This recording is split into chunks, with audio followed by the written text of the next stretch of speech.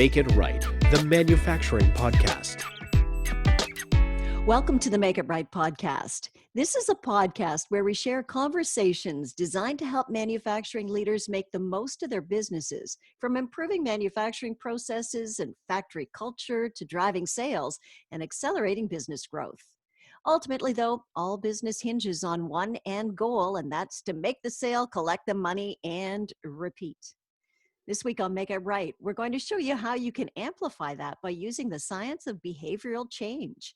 I'm Janet Eastman. My guest is Sean M Doyle. He's seen this approach get staggering results, and he's going to share it with us. So Sean is the principal at Fitzmartin, a consultancy firm that's focused on helping business leaders transform their sales and marketing. He's also an author and a speaker, and it's great to have you on the show, Sean. Welcome. Oh, And you're so kind. yeah, I'm looking forward to you sharing the secret sauce with us. Oh, absolutely. It's a privilege to be on Make It Right. I've been looking forward to this. Thank you, Janet. Oh, you're very welcome. So, Sean, give us a little bit of background about your sales and marketing background, because I know you've been in business for 25 or 30 years, but tell me a little bit about you and what Fitzmartin is all about. Sure. Well, I was born in 1964. Oh, no, you don't want to go that far back. Fitzmartin works with the executive teams of typically rapidly growing business to business, lower middle market companies, and always B2B. And our specialization is in identifying the barriers to sales and marketing success. So we have advisors, they map plans, they identify the barriers, and they work with these teams to help execute against those plans. I'm fond of saying, unless something gets sold, nothing else really matters. So we love sales. We're very different from a typical ad agency in that way. Mm-hmm. So, sales and marketing are generally spoken of as if they're one thing, but very often they aren't actually really even operating together. So, what generally is going wrong in that sales and marketing package? Oh, there's a great debate about that right now. There's this new concept called revenue operations that says sales and marketing should be treated as one entity. There's traditional models of SVP of sales and a chief marketing officer. And I think there's opportunity to be found in both of them. But to directly answer your question, as we've worked with companies like US Steel or US Pipe or specialty manufacturers like IBML or Occupational Health Dynamics, we've seen these really typical patterns emerge. And one of the biggest barriers, one of the greatest problems is marketing is not up to speed with sales. And I don't say that because I belittle marketing. I'm a big believer in marketing. In fact, I think most executives in manufacturing can leverage marketing in a way they've never before believed it was possible. And by doing that, it's really one of the greatest strategic tools an executive can have to find new revenue, especially when you're in an unusual or down economy. Marketing is a great tool to lever, but you've got to do it right. And I'm not talking about that silly art direction kind of marketing cute stuff. I'm talking about real business, real serious business. And that's where I would point to. Okay. So, you're successfully using behavioral science to drive sales for your clients.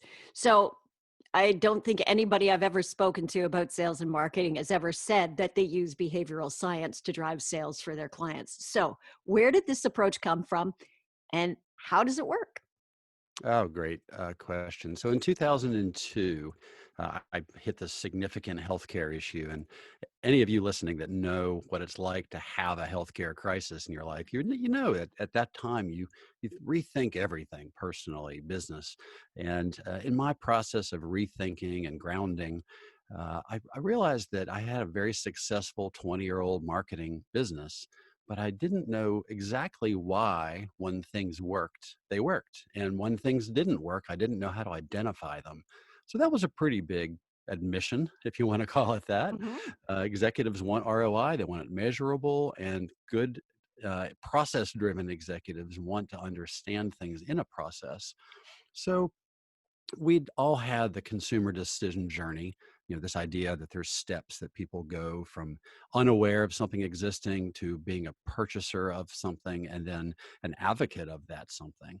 And what I didn't know, what I didn't see until I read this book around the science of behavioral change.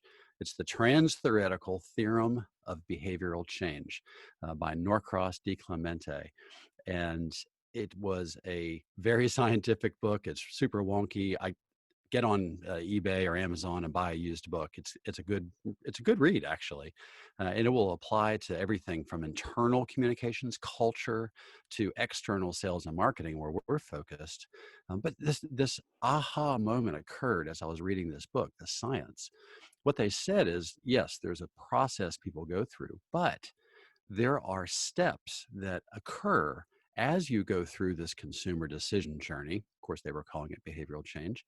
And these processes are different and they're effective only at unique stages. For example, consciousness raising. Most of us think about marketing and sales in the context of a consciousness raising point of view, advertising, trade shows, etc.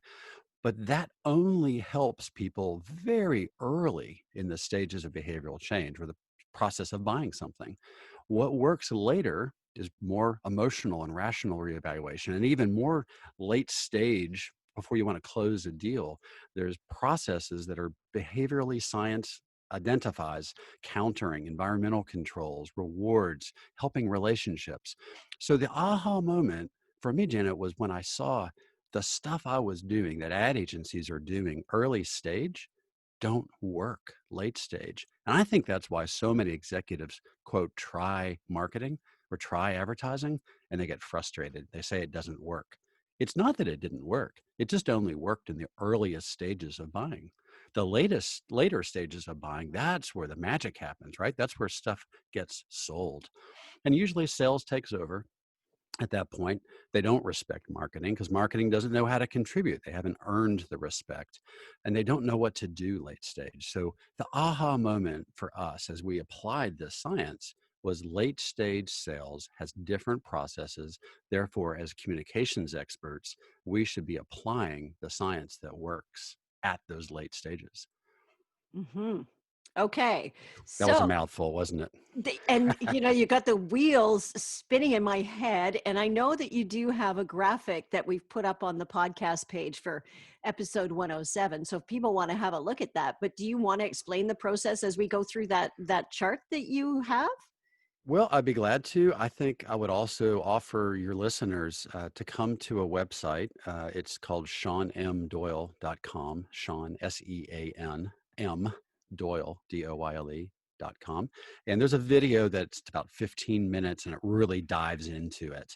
But what I'll share today, I think, is just a focus on that late stage idea, that late stage thinking, because that is where the value can be found the fastest. So let's talk about that a little bit. And I'll share a story. At the time when I was discovering this science, my largest client, probably 60% of my revenue, came to me and said, large company said, we've got these pools, these prospects, and we haven't been able to close them. We've got, in fact, 1,500 prospects that we have given that list to an agency, and they couldn't move the needle. They failed. We gave it to a second agency. They couldn't move the needle. They failed. Do you want to try it?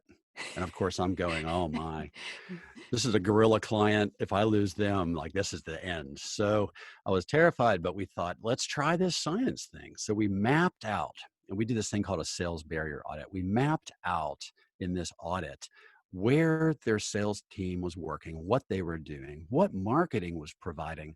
And we had this great aha moment of all the money, all the time was being spent early stage sales. Marketing wasn't supporting sales late stage at all. And they were taking a relationship like most manufacturers have, where the buyers and the sellers already know each other. So more awareness doesn't solve anything. Um, and when we changed the attack, when we moved to these later stage models where we started sharing emotional ideas of why you should buy this product and rational ideas, and typically manufacturers love the rational and don't need help there, but the emotional, like there really are real reasons. If you're buying a chunk of metal that's been formed in a certain way, there can still be emotional reasons, even if you're just looking for a commodity price, there's still emotional reasons that you can drive people. So that's a lever that's not often pulled. But so anyway, we pulled these levers, these later stage levers, and 91% of the people took phone calls, these prospects. Now that wasn't totally surprising because the buyers and sellers knew each other, but 60%, well, 58% accepted a meeting. Well, you wouldn't accept a meeting with a salesperson. Nobody has that kind of time to waste. So that was remarkable. 40% of that group requested proposals, and in a period of 6 weeks, they closed $380 million of business. That was wow. That was just a real aha moment. So we then started applying that science, and we started looking at the ROI, and we've got this incredible measurable ROI now because with sales, working with sales, and one of the keys to that process was we talked to sales. We interacted with them. We asked them what their needs, we asked them what their problems were, and we coordinated our attack to that market segment. Well, so the measurable leads, you can look at relatively insignificant investments on ROI, and we can measure engagement. We can measure the cost per leads. We can measure the average relationship size. That's another aha moment that we've learned over the years, is when you apply this science, your vertical targeting, your work that you're doing, not only will you close more deals, but the value of those deals typically is higher. We see about a 2.4, 2.5% lift in response rate over traditional marketing, and we're seeing almost 80% of unique business relationships improving over 100 targets generated from this. So it's just a remarkable lift in the value of the sales. So I obviously have drinking the Kool-Aid, right? Yeah. So I'm excited about this, and it works. And that was 13 years ago, Janet. So we've been doing this process, working this way for 13 years. We've had some significant relationships. And, you know, one of the majors in marketing, and here's a secret for the listeners, if you have an agency relationship that's probably more than about 3 to 5 years, it's either highly unusual and remarkable, or you just need to fire them because you're too comfortable and you really have too low of expectations. So now all my clients that are listening, don't fire me after 3 years. I think the difference is that we are measurable, we are responsive, and we're really not an ad agency. We're working with sales intimately. So we have people that sit in the middle between marketing and sales. Oh, Janet, I'm just getting excited. I hope your audience, I hope the executives listening can get this excited about marketing, because marketing can work. It can add value. It can add short-term value. So, private equity, y'all buy a company and you need short-term results. This works to generate that. Long-term, this adds value. If you're private, a lot of our clients are privately held businesses or closely held, and the long-term value creation is important to them. And this works there too. So sales can do it, but it's Yes. legend, Yeah. So what's the marrying aspect of sales and marketing then? Like, where's that magic happening with marketing and sales in those later stages when you're getting to that Yeah. conversion? The What's key, marketing doing? well, right now, my guess is most of your listeners they're not doing this late stage, the aha moment for the conversation. It's so simple, Janet. It's create a common language and understand what it means at different steps. For example, if we have, if we're going to teach somebody how to do this, we're going to tell you that a late stage prospect could be at a phase called preparation.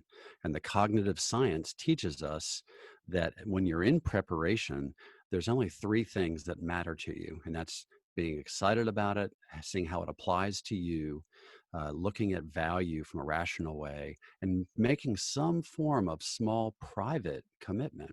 Then later, a public commitment. So every buyer, even in a procurement model, every buyer has to make a one-on-one decision at some point. So let's equip sales not to close the deal, but to make a private commitment. So what's a private commitment? Well, it probably gets spoken about typically as sales engineering or a technical assessment or a diagnostic. Well, marketing needs to understand that a private commitment is important. They should be creating tools for sales to use. They should be creating, I worked with a client who created an online portal once. So when they had somebody in this commitment phase, it gave them a place to work. Well, guess what that also did? It taught them to come to the website. It taught them to come and see this information that they were sharing. It was sort of like a small step toward an exchange relationship. Well, marketing has to do all that. So if you understand, for example, what I just shared, preparation has certain needs. Well, then action is the next step right before an exchange relationship. Well, there's a different sets of there are different sets of needs, environmental controls or positive behaviors, and you can get it. You'll hear a little bit of this on the introduction to this at that Sean M Doyle Hmm. website's free video. I would also encourage, as you want to look at this late stage opportunity, that lever you can pull to close more deals without really spending a lot more money, and don't have to hire anybody. You could try this yourself. Go to Fitzmartin.com. That's my primary job, Fitzmartin.com. And you'll see all over the place little buttons that offer a sales barrier analysis or audit. And you can self administer that. It's just a simple download, and it will teach you some of the ways that you can close more late stage deals. So that's where I would say, if I'm an executive listening to this, Hmm. I want more revenue more quickly. I'm focusing on late stage techniques. I don't need more leads. I don't need more. Well, you might, but I don't. Hmm. That's the longest. If you got to score a touchdown and you're on your own 10-yard line, that's a long way to go. Focus on the red zone, right? Get down next to the. Here I am talking to a Canadian about American football. That's terrible. So, but you know what I'm saying, the Yeah. deals that are closer. And I would say also in that common language, if marketing and sales has a common language, an executive will enjoy marketing can hang on to prospects longer and focus their sales teams on closing deals instead of having their sales team trying to nurture deals from zero all the way through. Hmm. Sales should sell, right? Yeah. So marketing has these prospects. How are they keeping them warm over the long term until they see that moment where they go, "Oh, this person's moving on to that commitment stage. Let's get them to Yeah. the portal or whatever." Like, I mean, What there must be signs that you can read that would tell you, "Oh, yeah, we're close." It's really, what a great question. Um, I, the science taught me that you can see people who are progressing. Think about somebody. Remember, this is behavioral science, right? It's core to I'm not just some sales schmuck or marketing schmuck. Well, I might be a marketing schmuck, but I'm not just making this stuff up, right? This is validated science. You can talk to one of my consultants' wife is a sociologist and a counselor, and when she heard about this, she said, "Oh, that's the trans-theoretical theorem of behavioral change." It's like, yeah, you did. Yeah, you got it. So they're teaching this in college today. It's not new science, it's valid.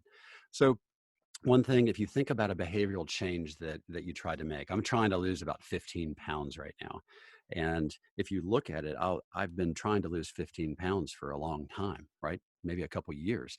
Well, what happens is you'll move forward toward making that commitment, and then a good party will come up or the holidays will come up, and I'll Hmm. I'll kind of ditch that commitment and I'll say I'll start that later. So you can get right up in sales. You can have a prospect get right to the edge. They may even have a contract in hand, and they back off and they Hmm. go back, and that's a normal thing.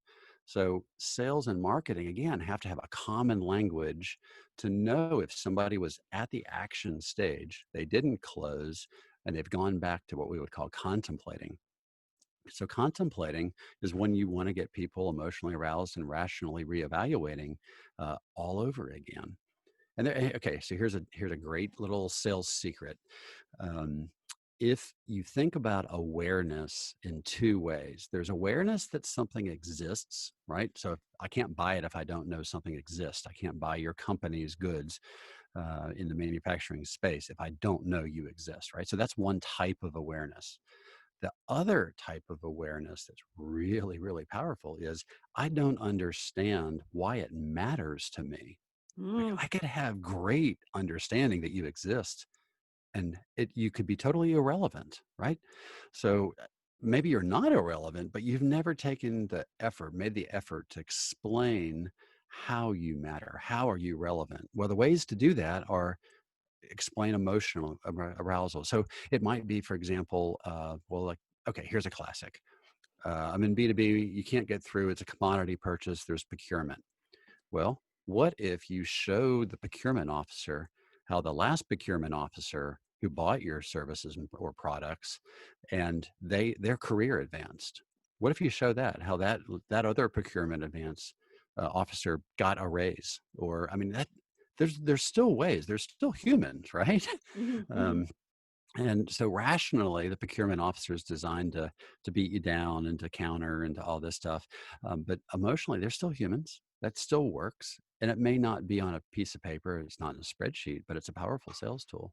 So when you get that, your question was, what do you do when these deals retreat? Be comfortable. Don't panic. This is why you need to have a database, probably of 8,000 people. This is the number we usually use as a rule of thumb of prospects in a narrowly positioned space. So if you have 8,000 people, there's going to be enough that are closer to deals that will close that you'll be in great shape. If you don't have 8,000 in your database, then you need to build your database. That's another basic. That's a sales and marketing joint effort. So, we're really getting down to the weeds. Great Yeah. questions though, Janet. I love it. Yeah.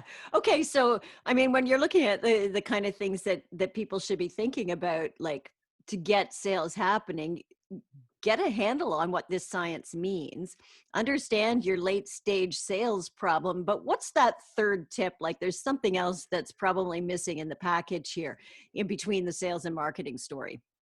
Yeah.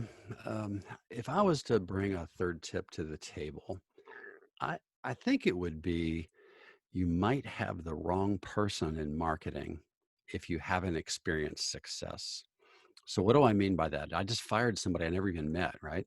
You may have a great person in marketing, but if you're not experiencing success, then maybe you need to redefine your understanding as an executive of what it means to lead marketing. In fact, I've created a job description that it's really categories because I don't know enough about your industry or your entity or your goals to write a job description, but it's a structure of expectations that an executive can have from a marketing leader or from a marketing department. Email me, Sean@fitzmartin.com. Email me, and I will get that to you. It's just something I've done over the years. I'm more than glad to share it because what it does is it helps an executive reframe what their expectations should be. And I'll even include this. I had the privilege to be published last year by Rockbench Publishing out of Nashville. And in the book Shift, there is a paragraph, a chapter, excuse me, on how to hire, questions to ask when you're hiring a marketing person. So here, I'm going to give you my favorite question of all of them. Free. You don't even have to buy the book. Um, It'd be great if you do, though. The question is this: ask the person you're interviewing for the marketing role. Ask, what would you do if everything was taken care of on the front side of the consumer decision journey? What are the techniques? What are the processes? What are the models? How would you approach closing late stage deals? If you ask a marketer, what and how do you close the late stage deals, and they can't answer, that means you've probably got a craft person or somebody who doesn't understand sales. And if marketing doesn't understand sales, that's not the right person to hire. Does that make sense? Hmm. Hmm. Yeah. Yeah, I think it's a great question. I mean, I don't even care what their answers are as long as they have thought about it. If a marketer should have a considered model. And that's what this cognitive marketing framework is. And yeah, again, come to the podcast and down to the page and download the framework. So you'll have your cheat sheet for that question. Hmm. So you gave us one really good story based on this behavioral science about the success that you had. with it. Are there any other stories that you can share where you've seen this really all come together for a company? Oh yeah, we've seen it work in different spaces. I mentioned occupational health dynamics earlier. We saw a lifetime value of $585,000 generated with an old dead leads uh, email list Really? that they were going to. Yeah, they were going to swipe it, erase it, and take it out of their system because they were trying to save some money. And we generated that much LTV. It was amazing. We did a program, and that was on I'll even share, that was on a marketing spend, well, under our relationship, but a specific project spend of like $60,000. I mean, it wasn't a super complicated, uh, very craft driven model. It was just a smart way of applying the tools we had. We've seen $803,000 of lifetime value marketing attributed in a company that had a very strong sales structure um, and no marketing, but just bringing in marketing in this is a 2018 experiment. Just that year, it sold 36 items. So these are really high cost, very expensive, highly considered things that this company is selling. Um, they'd prefer I not use their name if I'm going to Mhm. throw around the revenues. There's just been some great stories across different types of manufacturing. Occupational health, oil and gas. We've got a client who's done very well in even in down markets. They can typically outperform by 10 to 15% their competitors. And that again, smart products, great manufacturing, all of that stuff's got to be there. Good sales, very good sales teams, all of that has to be in place. But then this is like that lever that just is the aha moment that gives you that return that you should be earning, that you should be, I mean, Janet, when's the last time you met an executive that didn't somewhere deep down go, I should be doing better than this. I should be performing better than this. Mhm. Yeah. Don't all executives want more? I think we all think that, right? Like, Yeah, that's where true. where's that barrier? Like, why am I not getting there? What's in my Oh, way? So yeah. I'm reminded of my college freshman lit professor, Sarah Palmer. And Sarah, the trouble with marketing guys is they're usually smart enough they can talk a little bit and make you sound like you know what you're doing. So I was probably doing that in English with my papers. And she called me to her office. She was this little tiny woman. And she called me to her office and she sat behind this huge wooden desk from the 50s. And I was sitting in this chair that was a little too short. And there was this placard in front of the desk, and all it said was, "You can do better." And it's like, yes, ma'am. I know I can. Yes, ma'am. And I can. I think executives can do better. And that's what I'm passionate about. That's why I'm sharing this stuff. That's why I'm doing this podcast for your listeners. We can do better. And, Mhm. and it's not magic. It's science. It's great. Yeah. Well, and now in particular is a really important time to be making sure that your sales and marketing is getting it right. Um, Mhm. so, just as a quick final question for you, how do you figure out where to really focus your time and your money? I mean, we're in this period where, things are a little bit topsy-turvy. Um, what are the three tips for manufacturing executives to really like take a good look at their business? What would you suggest that they really focus on right now? Perfect. I listened to this podcast, an episode, I think it was 100-ish, maybe, isolation communication that Kevin Shook did with you. Oh yeah. And yeah, I thought that was a really great episode. This idea of why we're in isolation, why we're separated, and really that this applies to times of crisis when we can't physically get together, but it also applies to times when you can't afford the ticket to go overseas, or you don't want to spend willy-nilly money trying to pursue a prospect that's so far away from you. Well, and there's financial impacts of all sorts, right? So I think the idea of isolation communication was really handled well by one of my clients in the oil and gas industry. So not only have they had the healthcare crisis that the nation, the world's going through, the pandemic, but there's also been an oil and gas crisis, right? Their Hmm. product actually went to minus dollars, right? They were paying people $37 a barrel of oil to take it. So Yeah. odd times, weird days.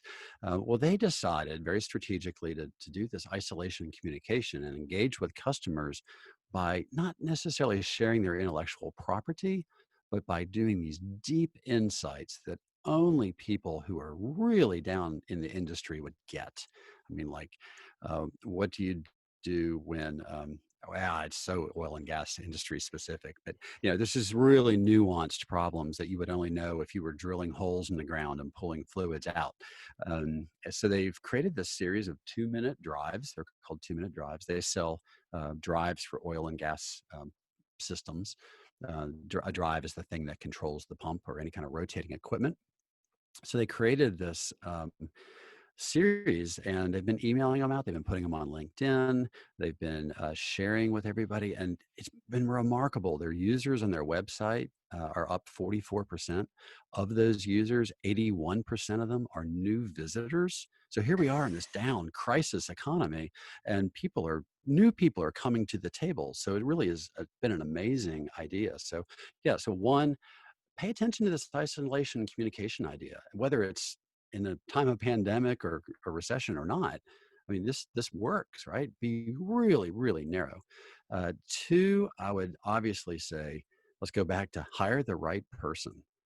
Find out if the marketing person that you're frustrated with or the agency that you're frustrated with, find out if they really do know how to produce revenue by asking them that question about, explain to me what the needs of the buyer are through the entire sales cycle.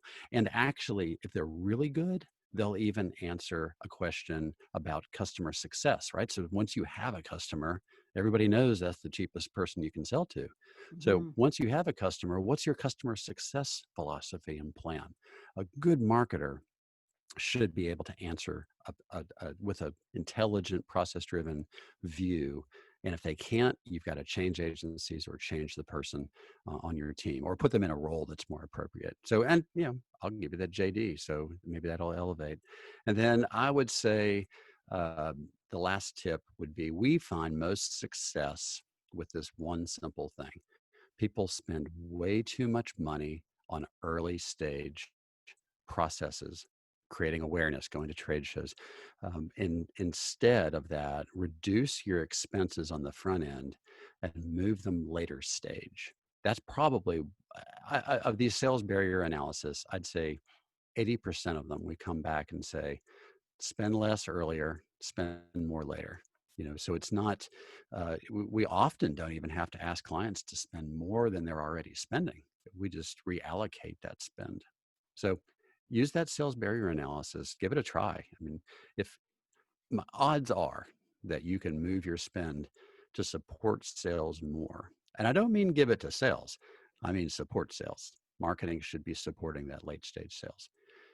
Janet, I hope that this few minutes that it impacts some CEOs, some manufacturing industry in a great way, and that I make it right a tiny, tiny, teeny bit better. Y'all have such great guests. Some good Sean, information. yeah, like you've got the wheels turning in my head. It's crazy. I'm thinking about, I've talked to a lot of marketers over the last couple of months. And some of the ideas are similar and some of them are quite different, but I think that you're right. At the end, the only thing that really matters is whether or not you make the sale, and all the awareness in the world, if they're not going to put the money down on the table, it just really doesn't matter. So you've got to get the sales and you've got to close them. So I think this is great. And I watched your video on your website, and I have to compliment you. You have a fantastic delivery. You're super easy to Mhm. understand and watch. And I think people will get a ton out of that video. Oh, you're so kind. Thank you, Janet. No, it's really very good. So Sean, thank you so much for sharing your experience and your ideas with us today on Make It Right. I really appreciate it. Oh, it's been great. Thank you. Sean M Doyle is the principal at Fitzmartin. You can check him out at fitzmartin.com. He's also the author of Shift, 19 practical business-driven ideas for an executive in charge of marketing, but not trained for the task. And you can find that one on Amazon. And some of the resources that Sean mentioned can be found at fitzmartin.com or seanmdoyle.com. You can always go to our webpage for this episode 107 and look at a couple of those charts that we were talking about as well. That's our show this week. Please check out our Twitter and LinkedIn feeds that are on our podcast page, and subscribe and share the podcast with your friends and colleagues through iTunes, Google Play, Stitcher, Spotify, and YouTube. And remember that Make It Right is brought to you by Kevin Snook. He's a leadership advisor and author of the best-selling book, Make It Right, 5 Steps to Align Your Manufacturing Business from the Front Line to the Bottom Line. I'm Janet Eastman. I hope you have a great week. Until next time, thanks for listening to Make It Right.